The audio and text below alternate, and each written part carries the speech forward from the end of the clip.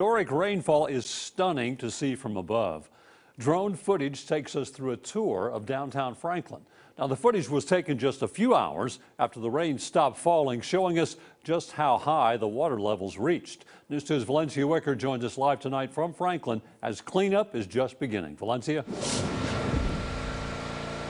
Yeah, Bob, I tell you what, it is one thing to see this damage outdoors. It is another thing to see all the damage that has been done to these businesses and these buildings. I want to show you, this is Reed's Produce in Franklin, and as you can see, there is mud, thick mud all over the floor here. There are produce stands that have been turned upside down, and this white thing that you see in front of me is actually a 3-door cooler that has been flattened. Now, our cameras were able to get a detailed tour from the business owner. He says they were able to get all the food and products out before the storm, but their equipment, tables, produce stands, chairs.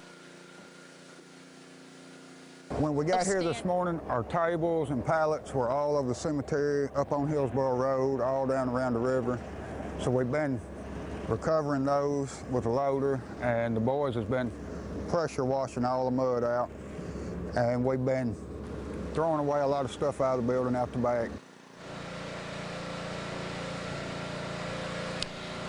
Now, I do want to show you one thing. On this this window you see here, you see that written 2010. That's the water line from that 2010 flood. And we're going to pan down here and show you this line here. I'm actually touching it. This is where the owner says the water came to during this year's flood. It goes to show you exactly the difference from 2010 to 2021. And I did ask him, will you keep up the tradition? Will you write 2021 on this window? He said, you know what?